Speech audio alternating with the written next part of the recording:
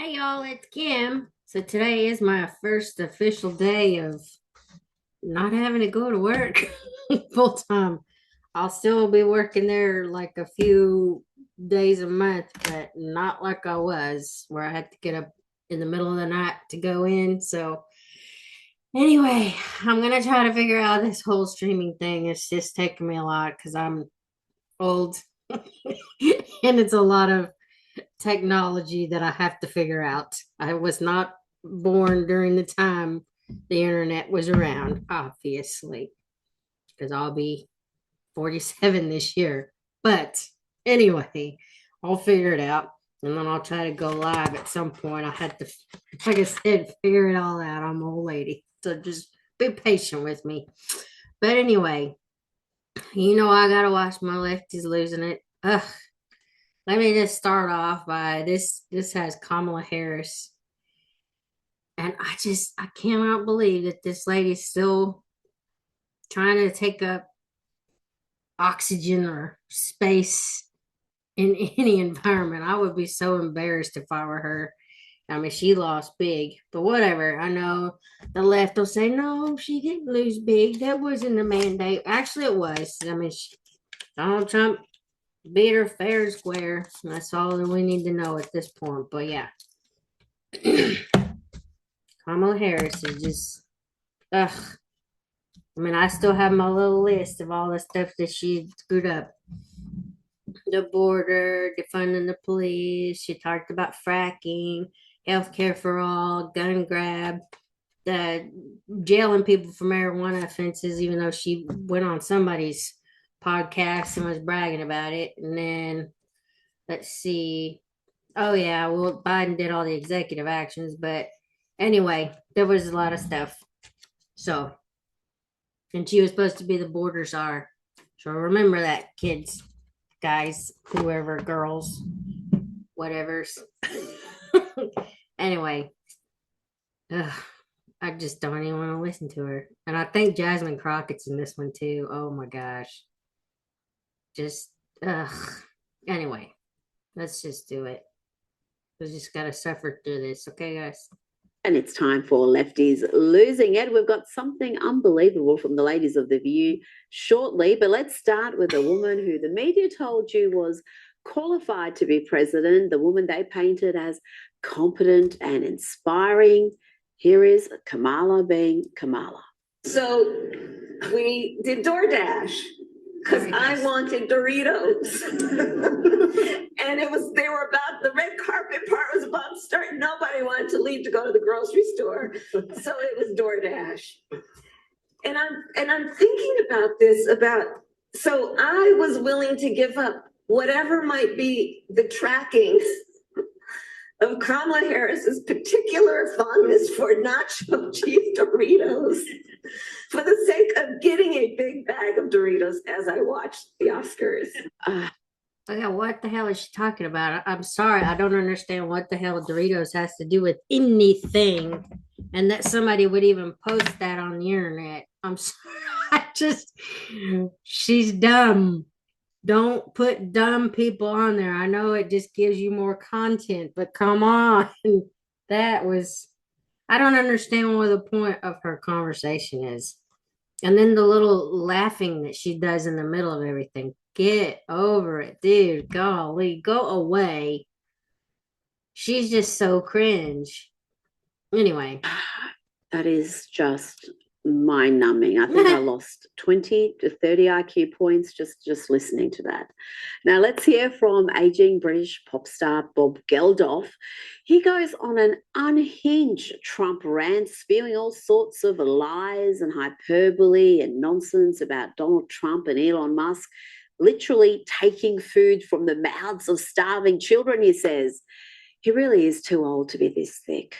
Creeps like Trump and Musk have sucked out all of that generosity out of the air. You know, the most powerful man on the planet, the richest man in the world, have decided to take away any of the life support systems of the the poorest children on the planet. Quite literally take the last food from their mouth. Quite literally take the bandages off the gang raped woman. Why was she quite gang raped? literally stop AIDS, 5 million AIDS sufferers getting their thing. So they will die in a matter of weeks. This is the USAID. This is Trump and Musk and all those other creeps. Now, if you were ever in any doubt about just how intellectually barren, how exceptional.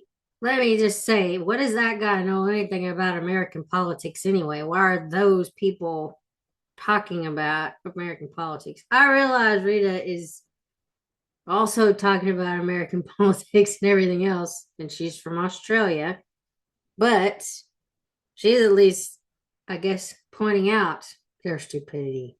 Anyway, and especially for it to be a singer, and he's got problems with whatever Trump has done over here for Doge, getting rid of all the wasteful spending. Like there's that one guy, he was on I can't even think of where he was saying, but he was from Africa and they were complaining about losing their funding. He's like, you're not even American. You don't pay taxes or anything. So what are you complaining about? He doesn't owe you anything. Anyway, I'm just paraphrasing kind of what he said. It's like, wow, at least some people in other parts of the world have sense. Right now, it's like we just have a world full of TDS. But anyway, good grief. Stupid the View co-hosts are, then watch this performance from Whoopi Goldberg, real name Karen Johnson, as she explains to trans activist Dylan Mulvaney she doesn't understand why anyone could have any issue with men in women's sport. I wanted to ask you, because there's been all of this debate about whether transgender athletes should be able to compete. And last week, California Governor Gavin Newsom said that he thinks that trans athletes competing in girls' and women's sports was deeply unfair. Oh, she wasn't done yet. Then she explains that men don't really have a physical advantage when competing in women. But men have testosterone, which helps you grow muscles. Women are usually a lot softer. Even athletes have estrogen and progesterone and stuff like that. It keeps them softer. Even if you were to try to bulk up like a man, estrogen is going to counteract some of that for us women. I'm just saying, the real women. But anyway, back to these. Oh my goodness, these people are just nuts. The View is just insufferable anyway, but it gives you great content. You can go in there and counteract their stupidity.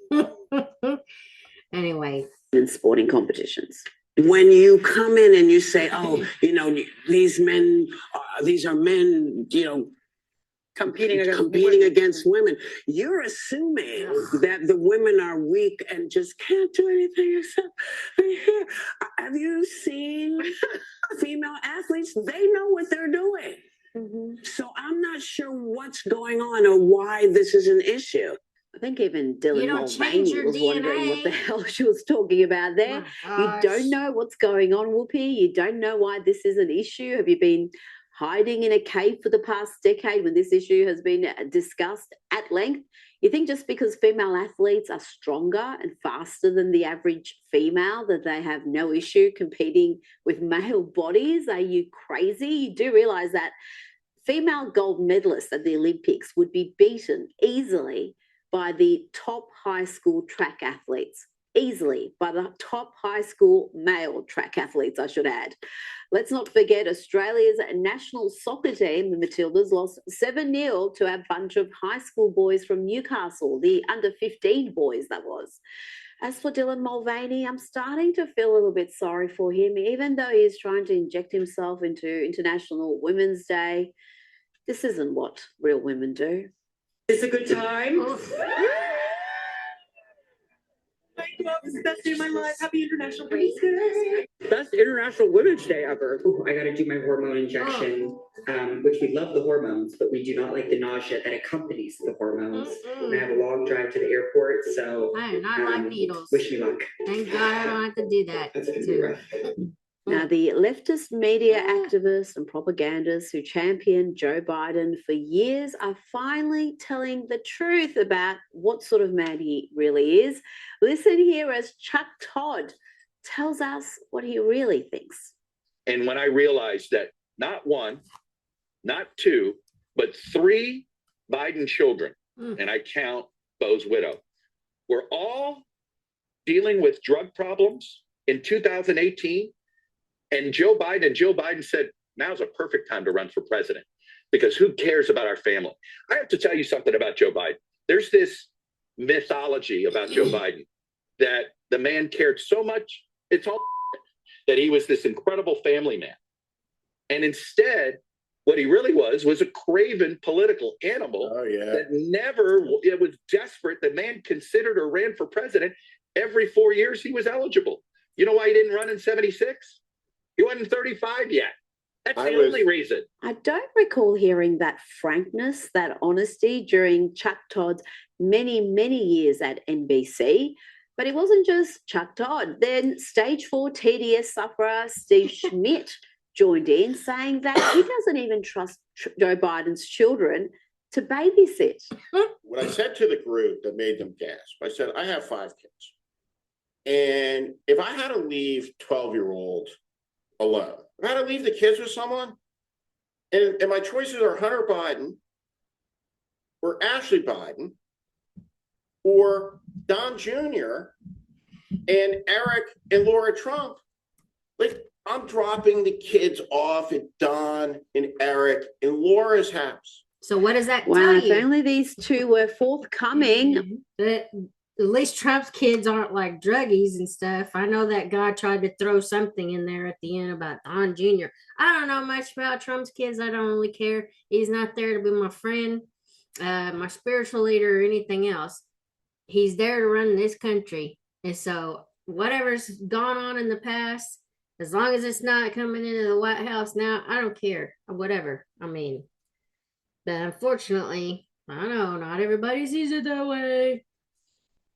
They just look at, anyway, there's just so much, like she said, TDS. But it is weird that they are turning on Biden. Plenty of people have.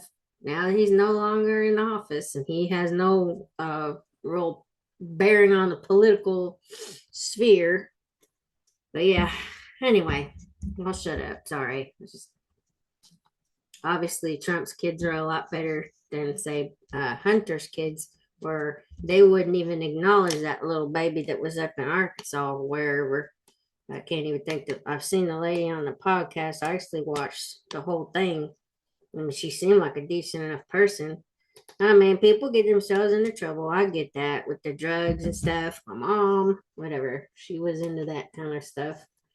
And so, you gotta figure it out and eventually get off of this stuff and grow up. So anyway, whatever. I'll share. With this sort of information when it actually mattered. Joining me now is comedian and host of Primetime with Alex Stein on Blaze TV. Alex, the cowardice of these leftist activists, some of them masquerading as journalists, is astounding. What's even the point of saying all this now? Well, if you look at Chuck Todd, I believe he worked at NBC for 18 years, and I think that he was let go in January because, obviously he was trying to keep the mainstream narrative that Joe Biden was competent for office when in reality, everybody knew that Hunter Biden was a drug addict. Everybody knew that Joe Biden was basically a deadbeat dad, for lack of a better word. And they had to lie to try to paint a picture that he was a competent president. And now Chuck Todd is realizing, listen, I lied. My integrity is totally gone. So he's doing this to save face. And that's why he's all of a sudden changed his tune. So I didn't believe him the first time. And really, I honestly don't trust what he's saying now either.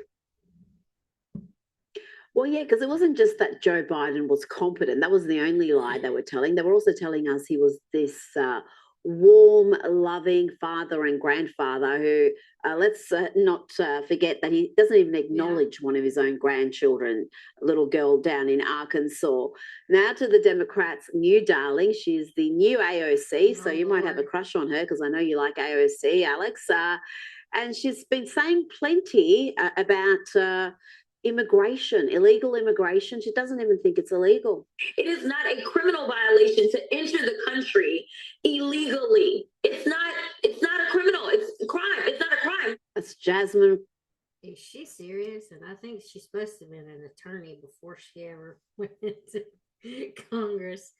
And this whole ghetto attitude, from what I heard on something the other day, I don't even know where, but supposedly she went to like private schools, and she's not this ghetto queen that she acts like. And he's fixing to explain some of that too. But yeah, I don't think she's from the Texas area. I think it was like Missouri or somewhere. Like I said, I don't remember where I heard that, but yeah, I'm sure it's on a Wikipedia page. But I don't really care enough about her to go look it up. I just heard that. But yeah, this whole dancing and acting like she belongs when she went to private schools and probably never talked that way. I think I saw a video of her the other day where she wasn't talking with this kind of more southern, I'll just call it southern accent. I don't want to get in trouble, but I don't know what else to call it. She, I think, was talking much more articulate. I'll say it that way. Versus the way she's been talking on a lot of these videos, almost like an incoherent type speech, or like she's down with the people. Anyway, like I said, he's fixing to tell you some of that stuff too. Crockett, she's gaining herself quite a profile, and she's dead wrong because it is a crime. You think a congresswoman would know that. Here is Border Czar Tom Homan. Is it a crime or a misdemeanor to enter the country illegally? You mean a felony or a It's a crime to enter the country illegally on Title 8, United States Code 1325, and it's really pathetic that any member of Congress don't understand what the law says. They wrote the law. They enacted the law. They're signed by the president. It's a criminal violation to enter the country illegally. If you've entered prior, it's a felony. Alex, the Democrats continue to rail against the deportation policy. It's hardly a winning strategy. No way, Rita. It's definitely not a winning strategy. And, Jasmine Crockett is actually the representative of the district that I have an office in. So it's really sad that she even got elected. It's in South Dallas. It's a predominantly African-American, lower income area, not realizing that just coming into the country illegally is a crime.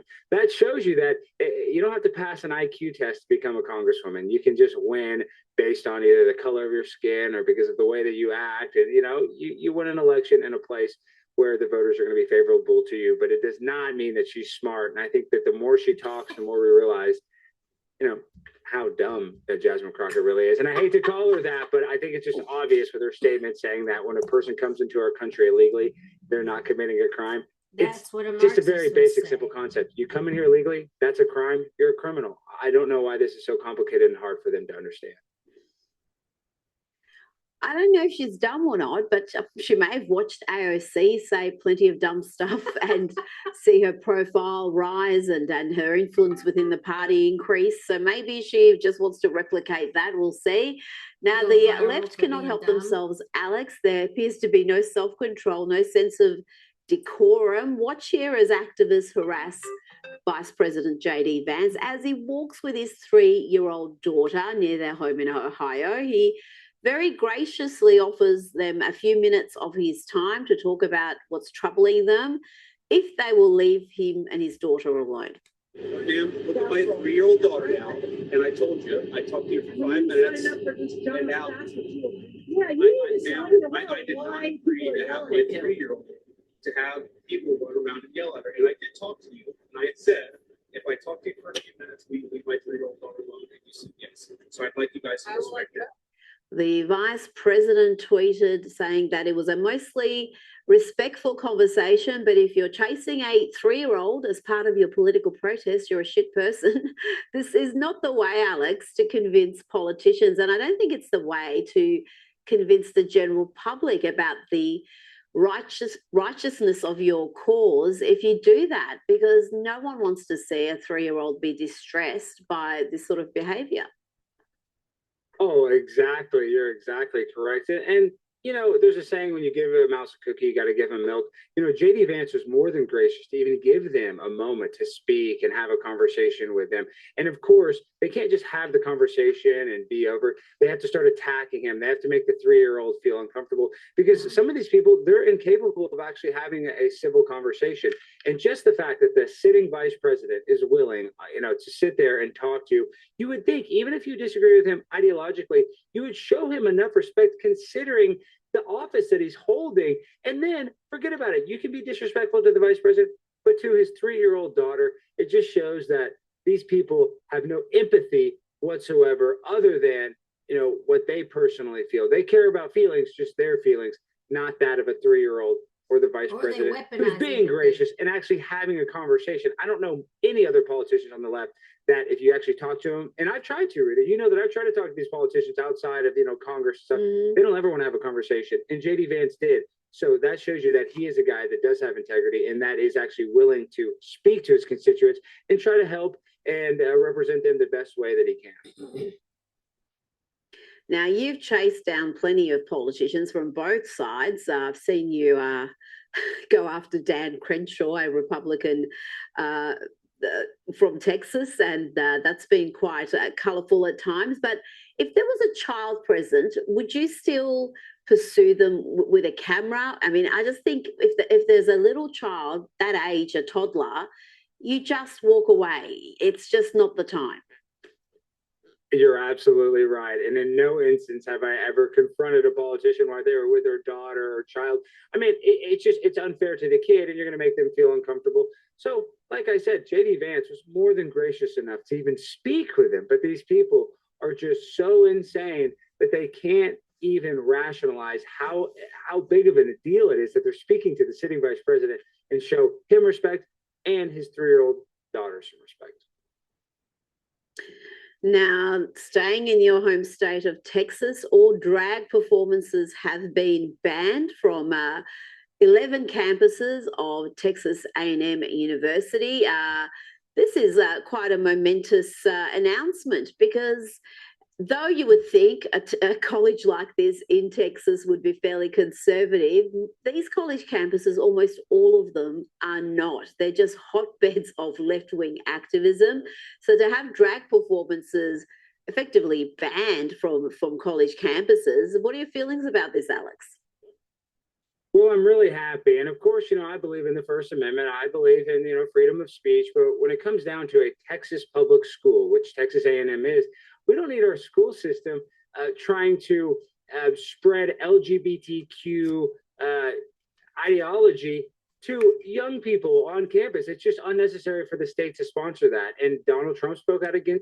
And I'll say this, the little bit of clips that I've seen of these drag shows, they're very hypersexual. Why would you have that on campus? It's one thing, whatever. Adults gonna do whatever adults do. Just saying. I didn't leave the kids alone. But I mean, to me, that shouldn't even be a thing on campus. You need to prevent sexual harassment and everything else. You know, they make a big deal about, oh, if you can't consent, you know, or they've been drinking, blah blah blah, you can't consent, blah blah blah. But it's like, you're wanting to show off these weird things during a drag show. I mean, I don't see how you would think that they would try to avoid anything sexually explicit, as far as, I mean, from, like I said, what I've seen, these things are not wholesome events, not something that, you know, you will want a kid around. But even a teenager, a newly minted, whatever you want to say, college student, yeah, I just don't, I've never seen anything good about that. You would think they're there to educate your students, not indoctrinate, but educate on the things that they need to learn, not all this stuff about gender and sexuality and I don't know, whatever. Y'all may know what I'm talking about, you may not, but I just don't think you should have that kind of stuff even in the campuses.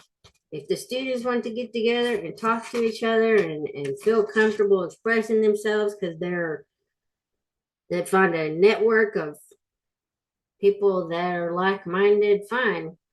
But I don't think I think this is a good thing with this ban by the drag shows. It's not wholesome. Not anything good can come from it as far as going to watch that stuff happening.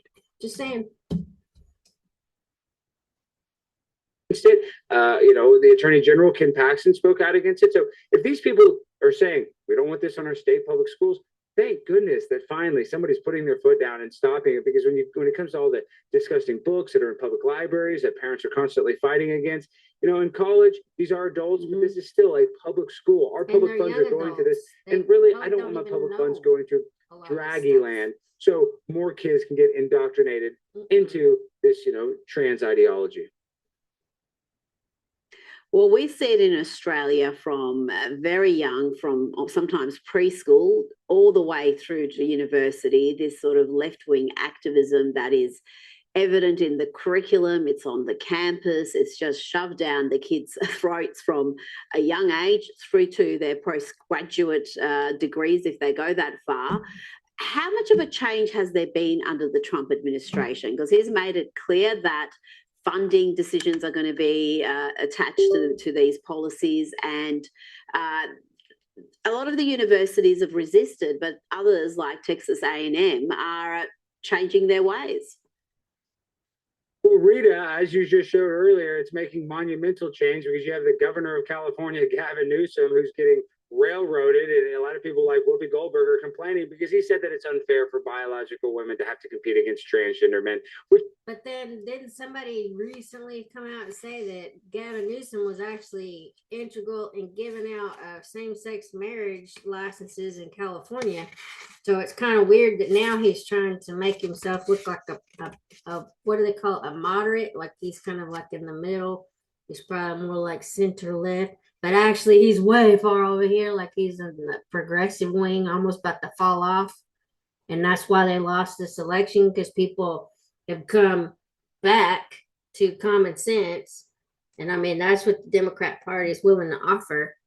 If you're willing to think outside of whatever the Democrat Party hive mind is trying to shove down your throat. Anyway. Indoctrinate you with. Yes. There's a lot of that. If you look at the way that the Democrat Party is, they try to be united on all these things. And it's like, if you go outside of that, then you get attacked, because I've heard of other people. And that's what's happening to Gavin Newsom. He's been pushing these things in his own state. I'm sure they have a big transgender, gay community, whatever, in there in the state. Now he's trying to run for election time to become president. So now he's backtracking. And I think he was on with Charlie Kirk, if I'm not mistaken, whenever he was talking about the transgender or the whatever they're supposed to be, the men and women's sports. But yeah, whatever. Which is not a crazy concept, but according to Whoopi Goldberg, she just can't wrap her head around the fact that men are bigger and stronger on average and would have a physical advantage in a physical sport. So listen, this issue is huge. Donald Trump is waking up people like Gavin Newsom, where they're having to have intellectually honest conversations with people like Charlie Kirk, and it's changing the narrative. And I know that you're not anti-trans. I'm not anti-trans. I understand trans people exist, but there needs to be a system where women can compete fairly against other women, and we don't need young kids being indoctrinated into what I call a trans cult. So I think that the tide is shifting, and we're heading in the right direction, but we still have a far way to go. Now, this next story, Alex, reminded me of you instantly, because I think this is the sort of shenanigans you would have pulled as a youngster. Have a look at this video. A child called the cops on his own mum, asking for her to be locked up because she ate all the ice cream. Watch this future Alex Stein. Hi. Oh, it's the police. They came for real. Yeah, we have to just come check, make sure everything's okay. Hey, stop. What'd you do? Did you call the police? Yeah. Why? I told my mommy to go to jail. Why do you want mommy to go to jail? She hit you, or is it because you didn't get ice cream yet? I didn't get ice cream. So is that why you're upset? Yeah, that's why I didn't get no ice cream. The little one. It's so hard to yell at them. Police, yeah. So no calling 911 unless it's a real emergency, okay? Oh dear, he needs a spanking, that boy, if you believe in that sort of thing. Alex, that 4-year-old from Wisconsin, he did get his ice cream. The police officers came back with some ice cream for him. Just a nice way to end our little segment. No, it was great. Thank you to those cops. But you gave me PTSD. I remember when I learned what 911 was, I called it and they came to my house, and Rita, talk about a spanking. I still have bruises from that spanking. And you would have deserved it. Alex Stein, thank you so much for your time tonight. Thank you, Rita. Always a pleasure. Joining me now is Sky News contributor Kosha Gator. Kosha, let's start with Malcolm Turnbull, the feud between Malcolm Turnbull and US President Donald Trump. Now, the former Prime Minister did start this war of words with some ill-advised attention-seeking. He was on US TV just doing what he does. Not sure what he was trying to achieve there, but in response, President Trump posted this on Truth Social saying Malcolm Turnbull, the former Prime Minister of Australia, who was always leading that wonderful country from behind, never understood what was going on in China, nor did he have the capacity to do so. I always thought he was a weak and ineffective leader, and obviously Australians agreed with me. Yes, we did. And Turnbull then went on the ABC. Of course he did, and he had this to say. Are we just going to become, just a conga line of sycophants creeping through the White House? Oh dear, you can just know you rehearse those lines in front of the mirror. What will this attention-seeking by the former Prime Minister do to our negotiations with the US? We do want this tariff exemption. Will this hurt or hinder that, or will it have absolutely no impact? I think it certainly doesn't help. Is it the core driver? Probably not. That's economic policy and where Team Trump stands on that. But these things don't help. Trump, we know, I think everybody, but especially him, is a beast of policy and personality, whether it's Zelensky in the Ukraine, who he doesn't have a lot of fondness for, whether it's people over here, whether it's Kevin Rudd, who we know has sparred with him as well. This just adds to that. It's probably not good form for former prime ministers to come in and muddy the waters anyways, just making the job difficult of the current administration. And most people will never win against Trump in a war of words. He just will never win. So it's just better to keep quiet and let the administration do what it's doing. And as he said previously, he's holding all the cards right now. We're the ones who are wanting something. So I would suggest let's just be a little bit more diplomatic for the time being. Now, let's talk about the horrific scenes in Syria of armed men loyal to the government, rounding up religious minorities, torturing, slaughtering them. They're talking about purifying the country as they kill men, women, and children. Kosha, this was sadly predictable. We've seen tyrants removed in countries like Iraq and Libya to be replaced by something even worse. And is that what's happening now in Syria? Appears to be predictable, predicted. Many people on camera repeatedly have said this and called for this over the years, Trump and Tulsi Gabbard being two more prominent examples. And, the US is at a crossroads in terms of its foreign policy approach. And we've had the 40, 50 years of policing the world, invading the world, inviting the world in through immigration. And now we're breaking away from that, clearly, with Trump and his team about non-interventionism. And one reason is just economic, that we're stretched too thin and it's really none of our business to be doing that when there's so many domestic problems. The other reason is what you're seeing here, that we live in a very complicated world, and often the choice between leaders in these hotspots is not between good and evil, but it's between bad and worse. Yeah. And we go in removing the quote bad guy, and often you have no idea who's on the other side or what's going to happen and which types of actors are going to fill that void. And then you just create a bigger mess, which further supports the argument of the other side that wants the US to keep policing and invading, and then that downward spiral continues. I don't know what Trump administration is going to do here because they inherited this mess, but it looks like they are going to stick to less interventionism, not more. Well, there's some foreign policy experts and former leaders who look like absolute fools at the moment. The ones who celebrated what happened in Syria just a few weeks ago as if it was the dawn of some new age of democracy, not looking at who was actually seizing power. And you mentioned Tulsi Gabbard. It was only a couple of months ago that she warned about what could occur. No tears for the fall of the Assad regime. But today we have an Islamist extremist who is now in charge of Syria, as I said, who danced on the streets to celebrate the 9/11 attack, who ruled over Idlib with an Islamist extremist governance, and who has already begun to persecute and kill and arrest religious minorities like Christians in Syria. I understand. Why that should be acceptable to anyone is beyond me. And Donald Trump was warning about this some 10 years ago. So I've watched Assad and I've watched a little bit on the other side. The problem is the other side of Assad, we have no idea who they are. They probably are racist. I'm saying, are we better off with Assad? We have no idea who these people are. We give them weapons, we give them ammunition, we give them everything. Aaron, we have no idea who, I mean, maybe it's worse than Assad. So what are we doing? Why are we involved? We have to get rid of ISIS, very importantly. But I look at Assad, and Assad to me looks better than the other side. And you know, this has happened before. We back a certain side, and that side turns out to be a total catastrophe. Russia likes Assad seemingly a lot. Kosher, I think it was Tony Abbott who said it's baddies versus baddies when talking about Syria. And sadly, you know, it might seem simplistic, but it's the reality of what's happening there. And the West just keeps making the same mistake over and over again. Now, meanwhile, in Romania, the leading candidate there, Călin Georgescu, has been banned from running in the upcoming presidential election in May. Kosher, this is a NATO nation. This is supposed to be a democratic nation, but this candidate won the first round. That was deemed illegitimate for some reason. They were claiming there was Russian interference, and now banned from running, the front runner.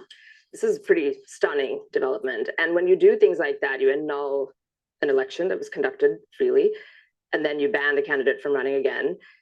It is not a consequence-free action that they're taking over here, because what they're doing is creating a pressure cooker environment in the nation where at least a certain faction of the citizenry is having a lid put on their demands, and there's no venue for them to redress their grievances. That is not going to end well. It never does when you look throughout the span of history.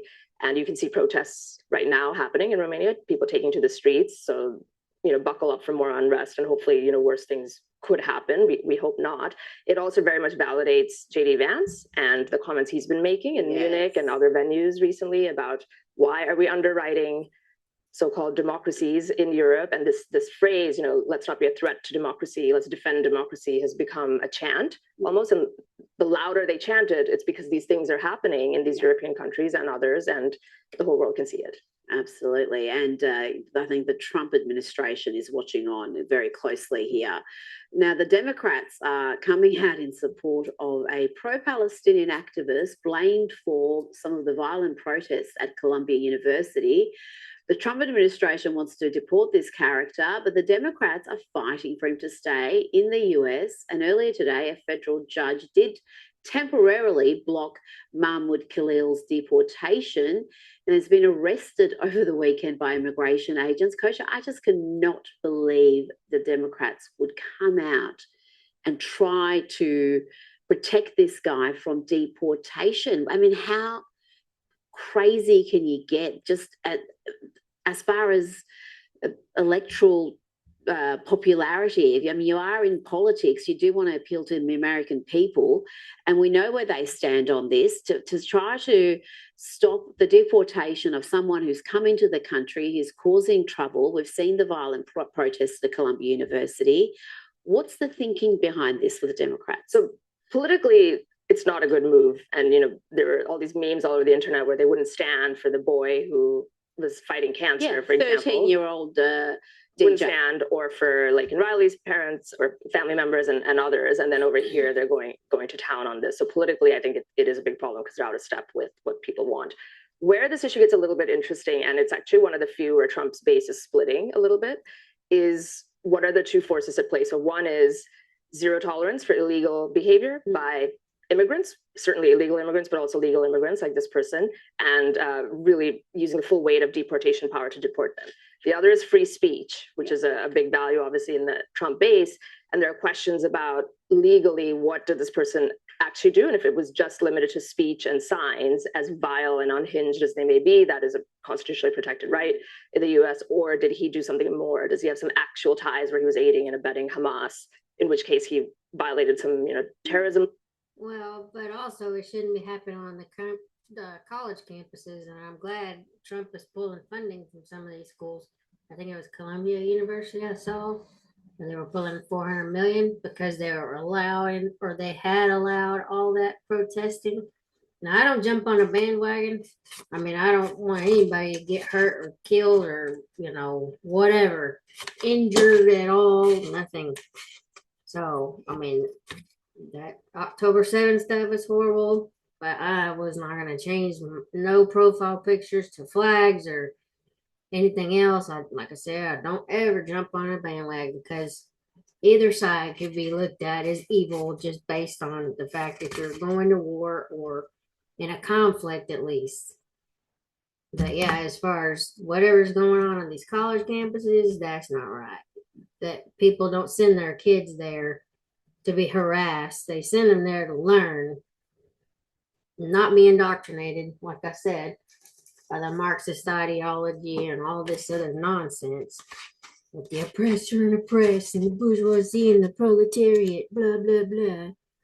You're oppressed because of this, or you're the oppressor because of this, blah, blah, blah stuff. Anyway, I don't get into all that. But, yeah. It shouldn't be happening on the laws, and that would be the thing. So I think the judge is trying to adjudicate that. This judge might have something to stand on, unlike all the other unhinged judges who are just rushing to challenge Trump's Article 2 powers.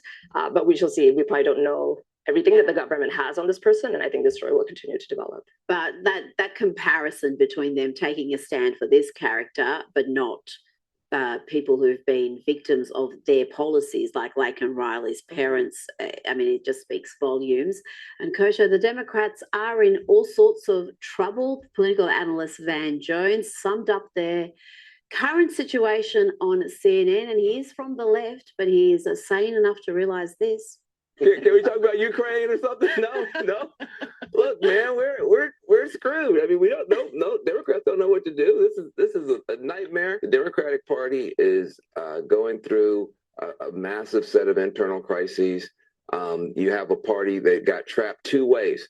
One, defending a broken status quo that nobody likes because they thought that Donald Trump was going to make it worse. But when you're defending the status quo, you're going to lose.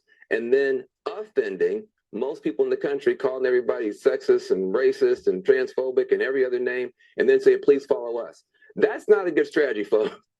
He makes an obvious point there, but that they are in a crisis at the moment, and they've got to get their act together because the midterms aren't that far away. You need to be prepared. Van Jones can be sage from time to time. You see those glimmers of honesty over there, and I think it worked for them for a period of time, trying to paint the other side as irredeemable, going back to Hillary Clinton and everything they did against Trump, as well as maybe defending this idea that the other side, the Democrat side, is more normal and less chaotic, and that whole line worked for a period. So they keep doing that, but it didn't this time. It didn't last very long.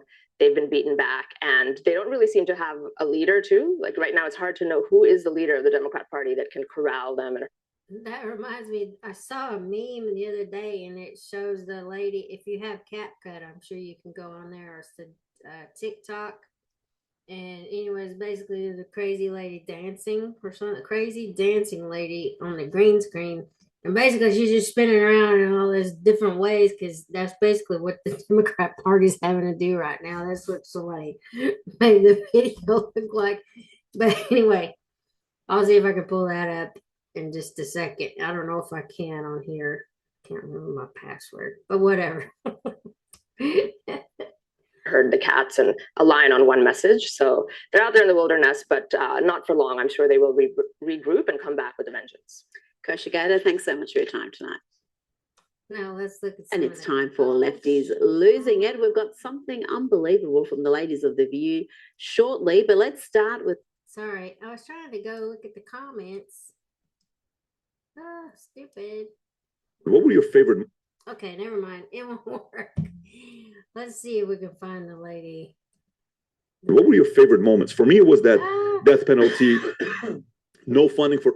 Okay, let me stop sharing because this is messing up. Doge is cutting big. It's now claiming $105 billion in savings and counting, about $650 per American taxpayer.